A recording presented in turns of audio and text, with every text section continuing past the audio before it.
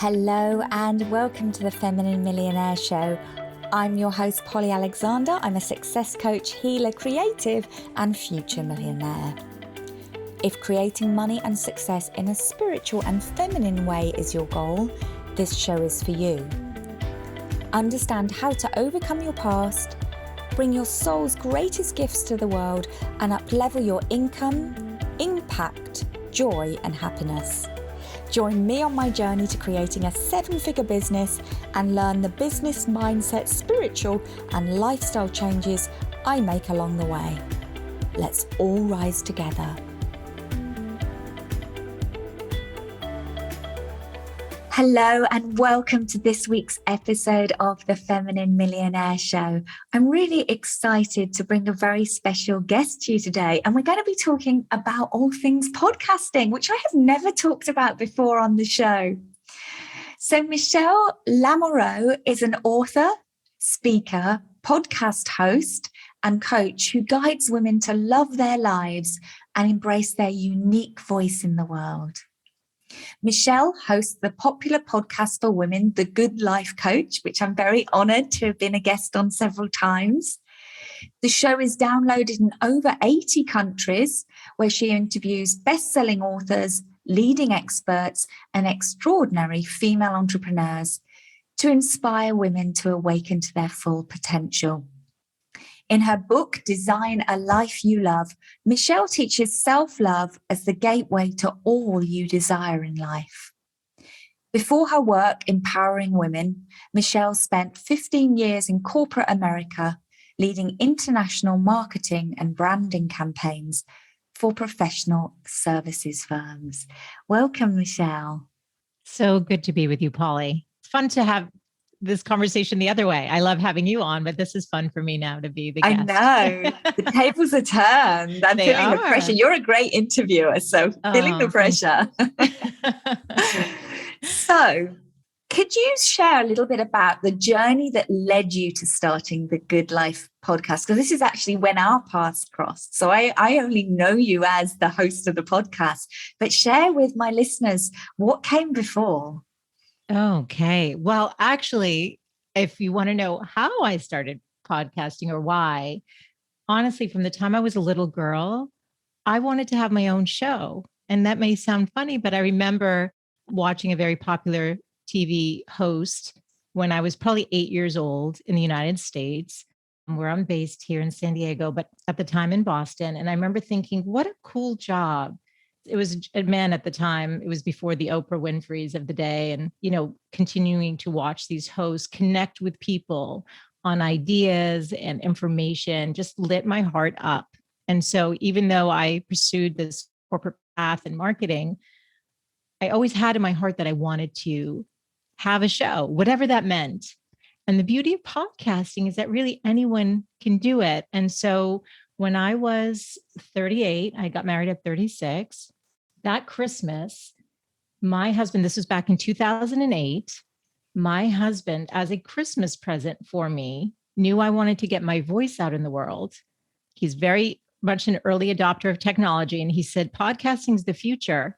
So I woke up on Christmas morning with a mic. He had built me a website. And he said, you're ready to go. And I was like, blown away. And it's funny because I don't know if you've read the book, The 5 Love Languages. I have. But just in the last 2 years, I learned that his love language is acts of service. And so at the time, I didn't realize that was really his way of also showing his love and appreciation, but it was lovely. So I launched a show back in 2008 when there were just 2,000 podcasts. No one was doing it. No one was really listening, in the way they are now. And fast forward, I relaunched the show just 3 years ago at the age of 48. Now there's 2 million plus podcasts out there. So it's amazing. And he was right. He was right about being an early adopter, but I did stop once my daughter came along. And that is why I stopped podcasting at the time. Yeah. It's interesting you shared about your interest in shows as a child, because you just brought a memory. I remember I used to record a radio show with a friend when I was a child, and it was called the Nikki Polly Radio Show, and we had a jingle. I don't remember what we talked about. I love that because we're about the same age. And I used to do that with my cousins. We used to sit with the recorder, right? And you would just sit and be creative and have fun doing these kinds of things. So it was the Nikki and Polly show? Yeah, the Nikki and Polly radio show. I can't sing, but I can still hear the jingle. I love We might that. even have an episode on cassette somewhere. I love that. So you'd experiment, and I love that your husband did such a big gesture. I mean, that's just magical. Yes. So what made you come back to podcasting? And when you did, like, what was your goal? Did you just think, I just want to do it and have fun? Or did you come in with a really like a strategy to grow it? How did it restart? Well, I have one daughter and I have a stepson, and I cherish being a mom, cherish it. And I watched my mom stay home with us as children, and the warmth and the love that she brought, not just to us, but literally all the kids in the neighborhood. That we were the house that everyone would come hang out at. And I wanted to model that kind of parenting. But what I realized is I loved working. I loved my time in corporate. I loved making money. And I realized I had given up a part of my heart and my true self by just being a stay at home mom, which is a beautiful thing to do for those who are choosing that path. I think that's beautiful. But the reason I relaunched the show was as much for me, as much as knowing that there were so many other women out there like me who had given up a part of themselves. And it was an invitation for women to say, let me take a class. You know, you don't have to start a business, but if you want to, I talk about paying attention to those inner whispers a lot on the show. What's that voice telling you? What does it want you to do? I started taking voice lessons again because I did musical theater as a kid. I needed to add more back of who I was pre-marriage, pre-children, and reconnect to the things that light up my heart. And so that was really the impetus of relaunching the show. I always loved doing it, and I knew it was time. And, you know, I was 47 and I thought, another year is just going to go by. There's no time but now. And it was about 8 months after we moved from Boston to San Diego and we were settled. And I thought, okay, I have the space to explore this. And that was 3 years ago when I relaunched the show.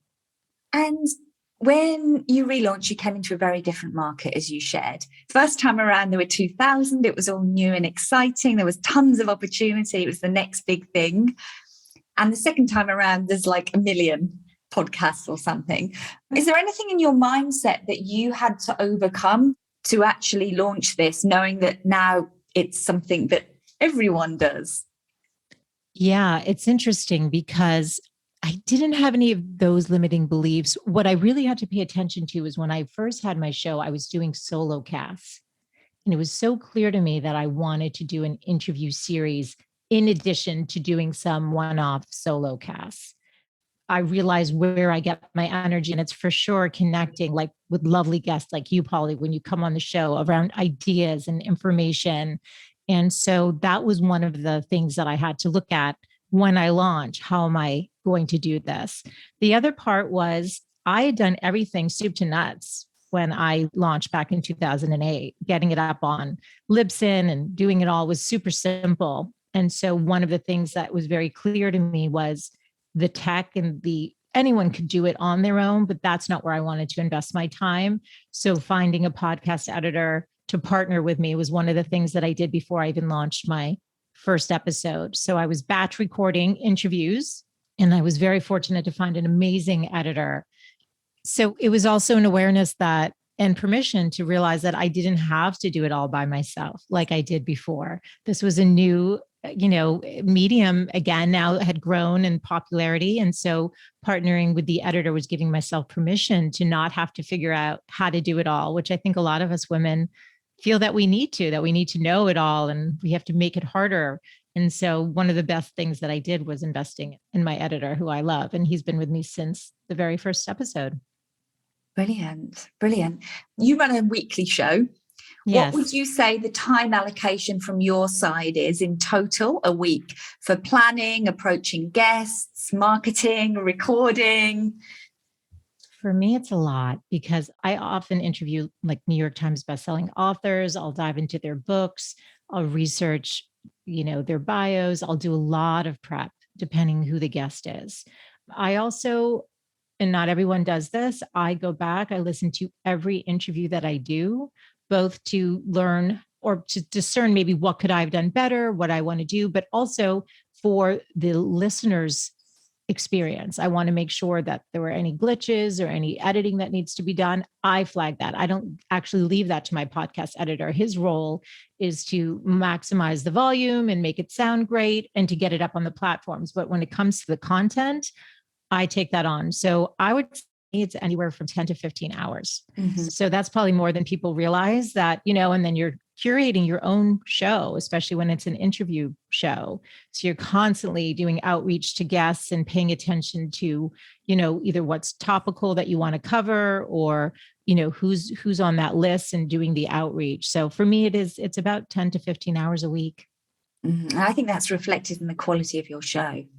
Oh, thank you. That's very sweet. I think that your interviewing is fantastic. Let's talk about that. What do you think makes a great interviewer? I think genuinely being interested in your guest, being fully present to what they're saying, and not trying to think of the questions that you want to ask, but being so fully present and listening carefully so that there's almost like an energetic exchange with what's happening and with what's being said, so that you are then organically directing the conversation based on what comes up. Because you may have like 5 questions you want to ask, and they say something unexpected. And so you need to be able to be flexible to kind of follow, something interesting that just came up that, your audience is going to want to hear. And the other thing is always having your audience in mind. Picture one person that sort of, and that person could be you. For me, like I said, I launched a show kind of knowing what was missing. And so I think about what would my audience really most care about from this person? What's going to give them the most value? We focus a lot on tactical, tangible, actionable tips in every episode because I want women, they're busy. Women are busy. I want them to walk away with something valuable, but also have it be entertaining. And, like you feeling like you're hanging out with a couple of friends on a show and, that you're a part of the show. So that's how I approach it. Great tips. Thank you for sharing. What do you think has been your most rewarding experience so far from podcasting? Oh, I love that question. I mean, I think honestly, it's connecting with amazing people like you. I also have had some dream guests. I wrote a list of people that it would just be a dream for me to have on the show. And so I just recently had one of those women on. Her name is Dr. Sarah Gottfried. She just wrote a book. And, I think I outreached to them the first year. I don't know if I didn't get to the right person or whatever, but she had written a book. So I reached out to the publisher this time and gave them all the details about, the stats and the downloads and all of that good stuff, but also a heartfelt reason why I wanted to connect. And she was on James Nestor, who wrote Breath, The New Science of a Lost Art, who became a New York Times bestseller like instantly. I just thought, what a cool concept. This would be a dream to have him on. And he came on. So for me, it's this connection with amazing people. I mean, that's what fuels me. I think that's been the most rewarding part of doing what I'm doing. And what do you think has helped you secure such great guests on the show? Because you have had some fantastic guests and I love the variety on the show as well. You travel around the world, around modalities, around topics, around ideas. Yeah, that's a fun question. And actually, so the podcast in some way is aligned with my book. My book, it covers life, love, body, career, or you could say entrepreneurship, because we cover a lot of entrepreneurship on the show, simplicity, spirituality. So it sort of aligns with those areas. Yeah, I get this question a lot, actually. Like, how do you get all these great guests? So I think, honestly, for a show to be successful, you have to think of it in terms of the long game. So like I said, I reached out year 1 to Dr. Sarah Gottfried and did not get her on the show. Year 3, I got her on the show. So it's being patient and realistic about the fact that, what value are you bringing to the guests that you are inviting on the show? And anyone who's seasoned at being a guest knows that 40% of the podcasts out there never get past episode 20, Polly. Did you know that? I didn't actually know. I mean, I think one of the things when I started, it was a personal goal to be consistent. That was one of my personal biggest goals. But I didn't realize that most people drop off. Yeah. I mean, almost half of the people drop off.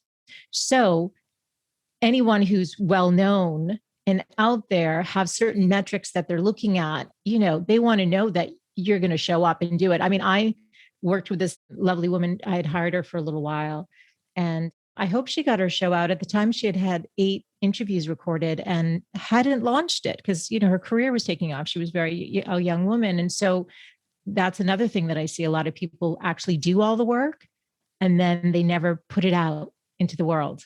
And so, these are some of the challenges that do come up with podcasting. But yeah, I think it's being very intentional about what it is that you are bringing to the guest and then writing the most thoughtful but brief email with the data that really is going to let them decide whether it's the right fit for them and not taking it personally if they say no. Very few people have said no, I have to say.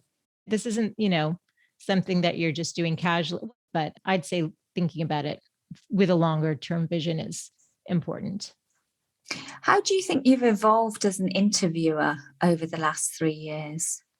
I think, I remember what's funny is I invited my friend, Rob Toomey, who's an expert in Myers Briggs, the personality type indicator, to come on the show. And he was my very first interview. And the second I hit record, I was like, Rob, I'm nervous. This is so weird. We've known each other. He was a lawyer at the law firm that I worked at. And he has his own type indicator that he's developed. And he's so easygoing and fun. And he's like, I'm glad I'm your first. And we had a laugh about that because I was like, why am I nervous? I'm just talking to you. So I'd say the way that I've grown is just, after the first 2 or 3, I just settled in. And now 3 years later, I'm a very private person, Polly. I find that I'm slowly, and I think this is an important piece for your audience to know more of you. It's not just, you do this too with your interviews. It's a conversation. It's not about a Q&A. We're not moderating a panel. We're trying to connect in a meaningful way with our guests and our audiences. And so I have found that I have allowed myself, and because I'm so private, it has taken, we're in year 3 now where I'm showing more of myself in my interviews. Yeah. And I would say I don't get nervous. I mean, after those first few, even with people that I admire so much, it's also a perspective that we're all just people, this is about connecting genuinely with somebody else. It's not about, oh goodness, they have 150,000 followers. I could care less about that stuff. It's who are you as a person? And let's share this expertise that you have for my audience and to get, your name out there more too. It's a relationship. It's really, you're in a relationship. I would say that's how I've grown over the last 3 years. So interesting. Do you think everyone should start a podcast? Or do you think there's certain kinds of people that it's a better fit for? I'm curious. So again, to go back, should everyone podcast? My answer is everyone can, but they should ask themselves why they want to do it. And if it's like a full on, yes, I'm willing to make the commitment. I'm willing to be consistent. I'm willing to put the time. I've got the time to do it. And I have realistic expectations. Absolutely. It's so easy. I think people think the tech and all of this stuff is really hard. It's really not. It's not. Anyone can do it. Anyone can do it if they're committed. And again, I'd go back to saying having that long-term vision for what they're putting out in the world and managing those expectations of like, I think people go, wait, some people can launch a show and it's like 30 downloads and they're like, wait, I thought thousands of people were going to tune in. It takes time. Right. It takes time. Like when you start your Instagram account and you've got 1 follower, and my people in my business mastermind, they're like, but I've got 50 followers. It's like we all were there. We all started with that first download or that first follower. Yeah. You have to start somewhere. So absolutely. It's accessible to anyone, but also ask yourself, are you a good writer? Are you good, speaker? Just tune into what actually is fun for you. It should be fun and follow that. Don't just start a podcast because everyone says you need a podcast. I don't believe in that. I don't think that's good advice. Yeah, I agree. So how do you monetize your podcast? It's giving the people an experience of you. And then for me, it's coaching. And it's around now I'm offering the podcast coaching because I know when I launched my show, I'm an extrovert, and this isn't just because I'm an extrovert. I think some people are like me in that they like to be able to ask questions of someone and have somebody really hold their hand through the process. So the coach I hired to help me was a health coach who had a great podcast. I'm like, I really like your show. Will you mentor me on this? And so I'm now offering that to other business owners so that they can do it. And so that's how I'm doing it, through my coaching. And so, if you're a coach or an author, maybe your show's helping you get speaking engagements. Maybe it's serving, maybe Polly, I can imagine your programs, people get an experience of you. You're giving all this free content. People don't realize the shows cost money to produce. That's another thing people need to take in consideration for should everyone podcast. It costs money every month if you're hiring somebody. And if not, you have to think, what's your billable hour? And if you're putting that into producing the show yourself, that's money that you could be spent coaching someone, just as an example, right? So you have to factor into all of these things into the equation. But yeah, it's for sure a way to do it. And also you have to think about your show as a way to expand your brand recognition, your expertise, positioning yourself as an expert in the market, right? It's expanding your network. I've met, like I said, people, look, you're in Ibiza, I'm in San Diego. We've become friends just having you on my show, and now I'm on your show. So it's network building. There's so many benefits, and absolutely. Can you get sponsors? Yes, you can. For me, it's like the amount of money that I would make from sponsorships. I'd rather not have my audience have to listen to all those ads, and that the sponsor would really need to be aligned with what I do because of the integrity that I want to bring to it. And so it's just, to me, it wasn't worth it. That's not where I wanted to spend my time. But for sure, somebody could focus on gaining sponsorship. So that's one way also for people to monetize their show. So, video or no video? I have noticed an increasing trend, and I'm going to go back a couple of years. When I first started guesting on podcasts, the very first one that my booking agency got me onto, I was absolutely shocked because she was recording it on video, and I'd got pages and pages and pages of notes of what to say, and I was like, oh my gosh, I can't look at them, I can't use them. So I learned from that very first one, it was a bit of a baptism of fire, that always be prepared for being on video. Yes. Let's talk about this. What's your take on it? Video or no video? I am now moving towards video. So when I started, I was doing it on Skype. Our interview, I'm wondering, I recorded literally in my closet. When I tell you how small this closet was, I would come out of it after an hour interview, just like so hot. I'm like, oh my God, I'm suffocating in there. I'm like, there's got to be a better way. And then the more you get into it, you're like, oh, okay, I've got a rug in here and I've got my headset and I can do things to make sure. I think that the audio needs to be optimized. I always let my guests know it's going to be audio and video so that they can be prepared. And I also give them the option. I say, hey, if you don't feel like, you want this to be out there in video, we can have an audio only experience. Again, it's a relationship with my guest. I want them to be comfortable. One of the beauties, honestly, of podcasting is the intimacy of an auditory experience. Mm. People are taking you on a walk with them. They're walking their dog or out walking, and you're in their ear. They're in the car driving to drop their kids off at school or whatever they're doing. You're in their car, in your ear. It's like hanging out with a friend. It's such an intimate experience. So I'd say, don't worry so much. We're moving towards video, but don't worry so much about that, because the audio experience itself, think about it. I consume my podcast that I listen to exclusively through podcasting, through an audio experience, not video. So video is the future, but you can take that off the table. Take it off the table if it's not something you want to do. It's not a big deal. Good to hear. That's where I'm at the moment. Yeah, it's such an like intimate one thing. step And at some a people, time. Yeah, some people, when I first started doing it, I'd say, do you want to see me or do you want to shut off the camera? Because people can't see us, Polly, but we're on Zoom. And so we're seeing each other. And some people are like, oh, do you mind? Can I shut the camera? I'm like, yes, be comfortable. I want to have a great experience for my audience. So just be you. And you don't have to see me. A lot of people need to process and they need that. They don't want the distraction of seeing me. And that's fine. Yeah. So let's fast forward. I want you to imagine like 5 years down the line of the Good Life podcast.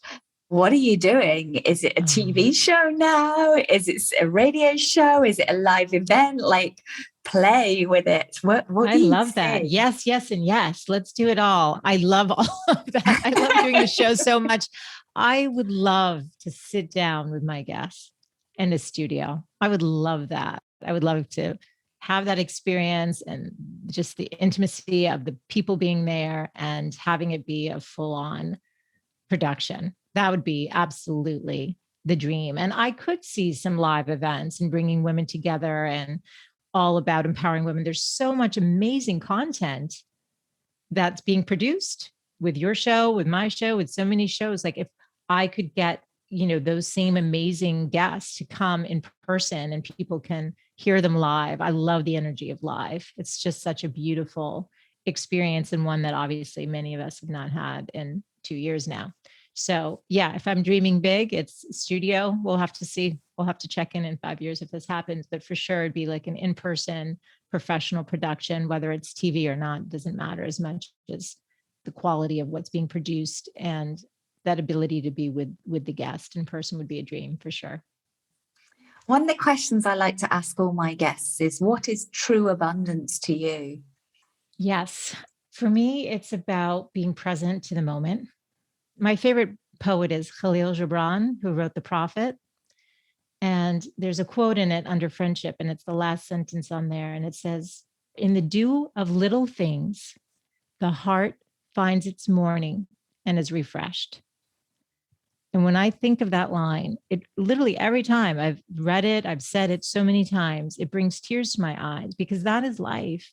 It's holding my daughter's hand, or when she was little, we used to do what I'd call it cheek to cheek, and just the energetic feeling state of the love, that immense love I felt with her, just being able to just have our cheeks together, holding her hand, or hugging my husband, or just a kiss from him. It's those little moments. It's watching the hummingbird flying in my backyard, or just appreciating the beautiful flowers and just letting it just wash over me. That is true abundance. It's those little things that fill your heart and makes it refreshed. That's how I would describe it. Beautiful. And what practices or ways of being help you get into that state of presence? Yeah, I think it's been a journey. I think like for many of us, of when I was in corporate, I would say, gosh, it was all about work and ignoring my body and ignoring everything, my what I needed to do to tend to my self-care and my self-love. And now it's really prioritizing myself. And so it's gratitude, it's journaling, it's breathing. I wore a back brace, Polly, for 6 years growing up for scoliosis. So breath to me is everything. So just realizing like, okay, my shoulder's hurting right now. What do I need? And it's just taking a moment. Before we started this interview, I asked you, can we ground for a second? And I took a breath. So those things help me. And then also just, I think again, this last 2 years has just really put a spotlight on what's important. And so, if I find that I'm rushing and not listening fully to my daughter, it's like, put the phone down, get present, pay attention, give her your attention, because this is what matters. And really just reminding myself what really matters. And all we ever have is the moment that we're in. That's it. So true. Oh, I could go in so many directions, and I'm like, oh no, we're going to need to wrap up. Take this conversation off the podcast. Yes. Which we do, Polly, right? That's what we do after the shows. We chat Exactly. for a good hour. I kind of wish we'd had this conversation before I started my podcast. I'm just like, I needed to hear this before I started my podcast. So I know it's going to be of so much value to people listening. And I know a lot of my community, they talk about wanting to have a podcast. It's kind of on the plate, and then they're nervous. Can I do it? Have I got what it takes? Should I do it? Yes. And I think you've brought so much wisdom that will support that dialogue of helping women get their voices into the world. What would you say to someone that's like, you know what, I think I've got to do this podcast? Like, what words of encouragement or support would you share? I'd say go for it. Just one foot in front of the other. Just start, get your first interview lined up. Like I said, the tech is, I think, one of the barriers people see as why they're not starting, but it's not, as we know, it's not hard. You really just need a microphone and your computer and Skype or Zoom or one of these, platforms that allows you to connect. Or it could be a solo cast. I mean, you have to decide what kind of show you want to do. Again, super easy. For me, it's GarageBand on my Mac. I forget what it's called on a PC. I'm forgetting the platform they use, but the people would have it for free on their computer and just hit record. And don't be hard on yourself. People don't like hearing their voice. Once our interview's out, I'll go back and listen and think, oh, what didn't I say that I wished I had said? Like I always try to improve. I was like, I have to listen because this is about being in service. This isn't about me. This isn't about me. So don't worry about your voice.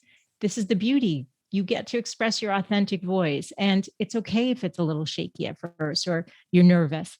That's normal. Just start. Believe in yourself and start. And you'll figure things out as you go. What's cooler than that? I mean, learning is part of life, right? It's even if you don't stick with it. Look, I had a show and I was one of those stats, right? I dropped it after I don't know how many episodes back in 2008. And I picked it up 10 years later. So don't be hard on yourself. If you find it's not the right time, you tried. Maybe tell yourself, I'm going to do 20 episodes. And if I still loving it after the 20, and I will tell you, you have to keep reinventing yourself. I'm on episode 160 now. Right. And so there had been times over the last 3 years where I'm like, oh my God, I don't know if I have it in me to keep going or I mean, it's a lot.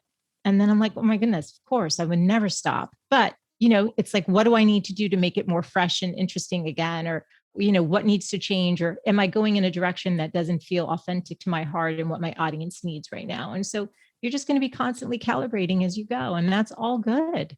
It's all good. What do you think the greatest gift is you personally have received from podcasting? Again, it's the people I've connected with. I mean, to read a book from a New York Times bestseller that I would have read anyway, and then to be able to sit down and actually interview them about their work. I mean, it's amazing. I'm like, I can't believe this is happening. I am from Boston, and Stacey Madison, who started Stacey's Pita Chips, which sold for $250 million. I had followed her story and I heard her on How I Built This. And I'm like, oh, she sounds really cool. I love her story. Wouldn't it be fun? She was on my dream list and she came on. And not only was it an amazing interview and connecting with her, but we really connected as people. We've stayed in touch. And you and I, Polly, you're one of the gifts. I mean, you're just one of the most beautiful souls and you're so fully present and your heart is so committed to giving. And as we know, I could talk to you for hours and I just feel like you are a gift. And so this is what's the most rewarding part is the people that you meet. If people are focused on the money and all, fine, I get it.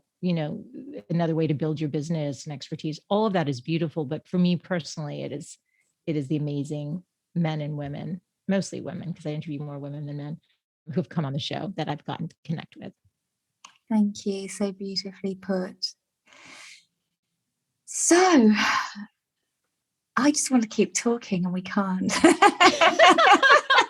Well, we can, but not for the audience. But I have boundaries around my episodes. Yes, I want as many people to listen to them as possible. So that's smart. And that's the other thing you can play with. Are you doing a 10-minute episode? Are you doing a solo episode? I mean, all of that does impact your downloads and stats and all of that. It does actually impact your ranking. So, the more an episode is consumed, the higher your ranking will be. So all of that actually is important. And so, but I also say, just do what feels authentically right to you. You know what I mean? And for your audience. And take polls as you build your audience. And that's another important thing. Bring them back to a newsletter, to your website, to something, because you are growing a community beyond just the show. So many amazing tips today. Thank you so much for sharing your wisdom so transparently and also just bringing so much of your soul into sharing your journey. I really appreciate that. How can people connect more with you? I'd say the easiest or best way is through my website, which is thegoodlifecoach.com. They can find the podcast interviews with you. They can search. So there's a category on the podcast page health and one is money. You'll see Polly there if you search on the website. And I'd invite people if they want to join the newsletter. I'll be launching a course in March on how to podcast. I also work with women one-on-one who want to work with somebody where they can talk it through, so they can just reach out and put in the Ray line. Just email me at hello@thegoodlifecoach.com and write podcasting, and we can get connected that way. But they'll get a copy of my book for free, Polly. Design a Life You Love. When the pandemic started, I decided to just give it away. And that's what people get when they join the newsletter. So a lot of great information and free resources on the website. Amazing, amazing. Thank you for so generously sharing your gifts with the world and making them so available.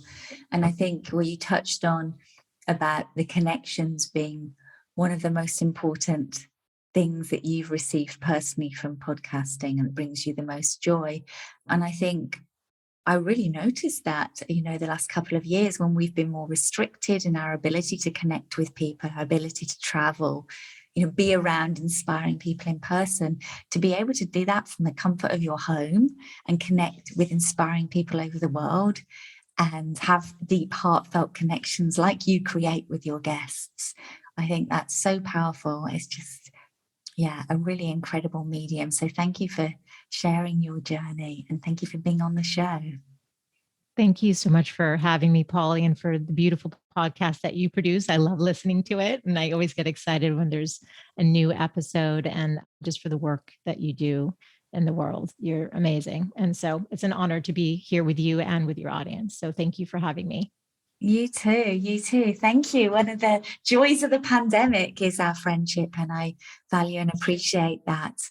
And I think I probably wouldn't have started podcasting if I'd been busy being out in the world. Probably wouldn't have started guest interviewing and putting that energy and time in. So there are gifts in these unique times we currently live in. But thank you so much for your show, for the Good Life Coach podcast, and for everything you do. And I strongly encourage you all to check it out. It's an amazing show. Michele has amazing guests, and she is very wise on this topic. So definitely go connect with her.